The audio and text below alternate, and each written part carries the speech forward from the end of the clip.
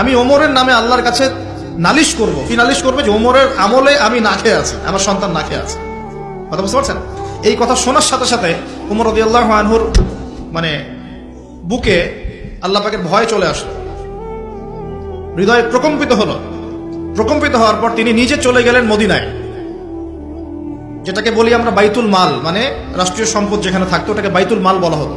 সেখান থেকে একটা আটার বস্তা নিজের কাঁধে উঠিয়েছেন, উঠিয়ে নিজে পায়ে হেঁটে ওই মহিলার বাসায় যাচ্ছেন। তার পাশে থাকা একজন সাহাবী, তিনি বলছেন, তার নাম আসলাম রাদিয়াল্লাহু আনহু, তিনি বলছেন যে ইয়া আমিরুল মুমিনিন, হে আমিরুল মুমিনিন, আমাকে দিন, আনা আহমিলুক, আমি এটাকে বহন করে নিয়ে যাই। আপনি চলেন, সাথে সমস্যা নেই, আমি বহন করে নিয়ে যাই অ্যাটলিস্ট।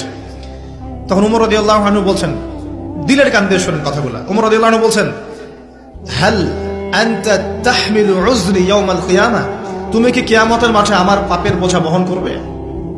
সুবহানাল্লাহ, চিন্তা করে দেখেন। নিজের হাতে গেলেন, রান্না করে খাওয়ালেন, তারপরে বললেন আগামীকাল তুমি আমিরুল মুমিনিনের দরবারে এসো, সেখানে আমাকে পাবে। এই হলো উমর রাদিয়াল্লাহু আনহুর খেলাফত। একদিন তিনি তার যে উট, এটাকে পরিষ্কার করছেন। আলী রাদিয়াল্লাহু আনহু দেখে বলছেন, আমিরুল মুমিনিন, আপনি পরবর্তী জেনারেশনের জন্য অনেক কঠিন আদর্শ রেখে যাচ্ছেন।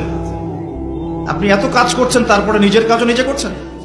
তখন উমর রাদিয়াল্লাহু আনহু বলছেন, ওয়ালা তালুমুনি ইয়া আবুল হাসান, হে আবুল হাসান, আমাকে এভাবে বিব্রত করো না, কারণ আমি ভয় করি যে আমি যে অর্ধবিশ্ব শাসন করছি, তারপরে আমি ভয় করি যে আমার এই শাসনের আন্ডারে যদি একটা রাখালও না খেয়ে মারা যায়, আমি ভয় করি আল্লাহ এর জন্য আমাকে জবাবদিহি করাবে। আরেকটা বলে শেষ করে দিই, আমর ইবনে আস রাদিয়াল্লাহু আনহু, তিনি একজন গভর্নর, কোথাকার? মিশরের। কার আমলে আছেন? ওমর রাদিয়াল্লাহু আনহুর সময়। তো তার ছেলের নাম হচ্ছে মুহাম্মদ। তো সেই মুহাম্মদ আমর ইবনে আসের ছেলে রাদিয়াল্লাহু আনহু।